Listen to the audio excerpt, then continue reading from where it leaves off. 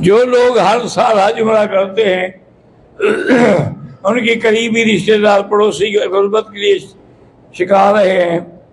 उनकी बच्चियां बगैर निकाह के, मेरा भाई पर उम्रा करना या हज करना अपने में नहीं है। अल्लाह चाहेंगे तो आप आएंगे ना। और जिसने जितनी दफा आलम अरवा में लब्बैक कहा है उतनी दफा तो हज करेगा, चाहे रिश्तेदार गरीब हूं या अमीर हूं।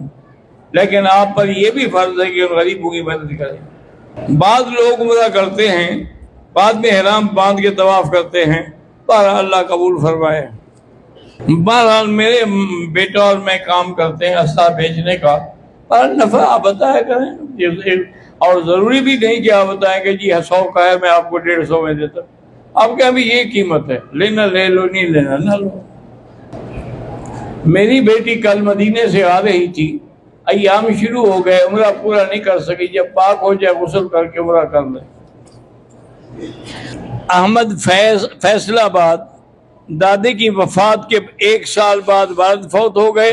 अब वालिदा पुराना मकान गिरा कर मैं अकेले वहाँ 60 लाख लगाया, मगर बनाया है, इनमें कोई नहीं रहता। 5 भाई हैं, अब उसकी विरासत यही है, जिसका पैसा है उसी का हिस्सा है। हम उम्र पर आए हैं, लोग तवाफ में जूते पहनते हैं। मेरा भाई अगर जूते पाक हैं तो तवाफ जायज है।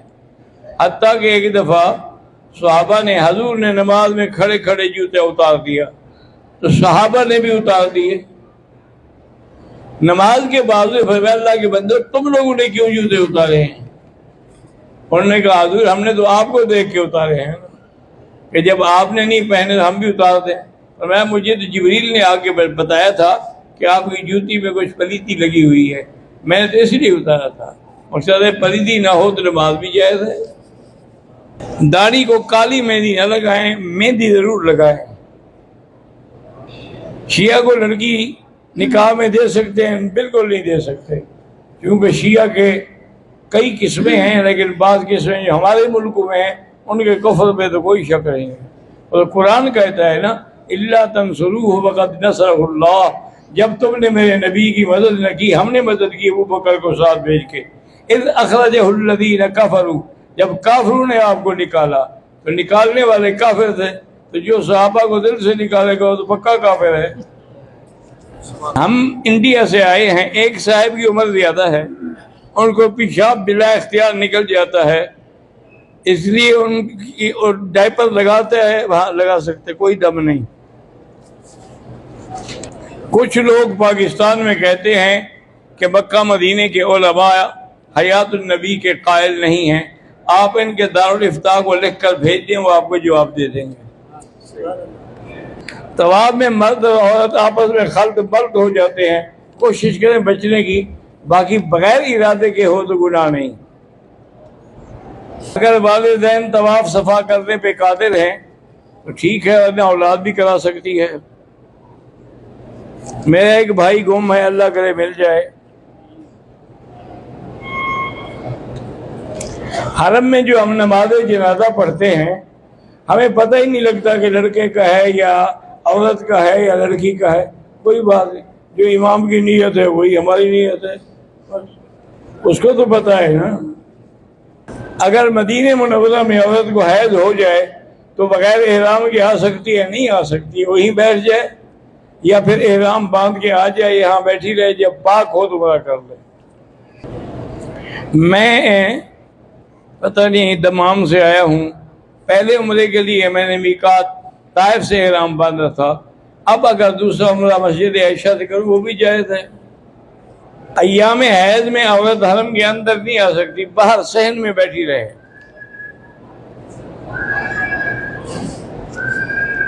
मुर्दा और जिंदा शख्स के लिए उम्रा तवाफ अगर किसी ने वसीयत की है, कहा है, वरना नहीं। शबरोज इस्लामाबाद से मेरी वालदा और वालिद के लिए और मेरी मामी की सेहत के दुआ, अल्लाह शफा अता फरमाए। सना ज़ौजा ज़ीशान मुल्तान से, अल्लाह आपकी बेटियों के अच्छे नसीब बनाए।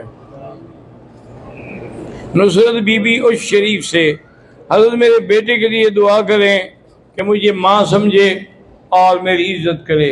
अगर इज्जत नहीं करेगा तो वही जहन्नम में जाएगा। इसीलिए हजूर से किसी ने मुझे पूछा जन्नतों का व नारों का, उसने कहा क्या बदला? और फिर अगर फर्मा बरदारी करोगे तेरे लिए जन्नत है, अगर फर्मा बरदारी नहीं करते तेरी वालदा ही जहन्नम बन जाएगी। अतीकुर रहमान की अहलिया जिजकी के करीब है, अल्लाह आसानी से विलादत हो जाए। मेरा नाम रियासत तौहीदी की पता नहीं क्या है, इस्लामाबाद से आज ने आसान निकाह फाहम के नाम से काम शुरू किया है, अल्लाह कामयाब फरमाए। मुफ्ती साहब अलीपुर से ज़ौजा ताहिर मेरे शौहर बीमार हैं, अल्लाह शिफा अता फरमाए। मैं ज़ौजा मुफ्ती महमूद अलीपुर पंजाब से, मक्की साहब मुझे 18 की बीमारी है, इलाज बहुत किया, अल्लाह शिफा अता फरमाए।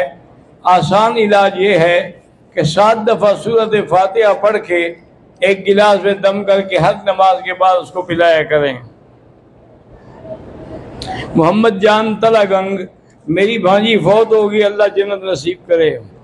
मैंने कुरान हिफ्ज किया है, सबक भी सुनाता हूँ, लेकिन याद पूरी नहीं रहती, तो उसके लिए आप गुनाह है तौबा करें और लगे रहें, याद हो या ना हो। कुरान और हदीस में मकरूह तहरीमी या मकरूह ताबीमी, भाई अभी मैंने नहीं बताया, उसने फरमाया अकरे हु, मैं इसको मकरूह समझता हूँ, तो है कोई हदीस में लफ्ज़ बताया है ना। मेरा ताल्लुक कश्मीर इंडिया से है, इस्तिंजा करना वजू का हिस्सा है, वजू का हिस्सा नहीं है, ज़रूरत है तो करो।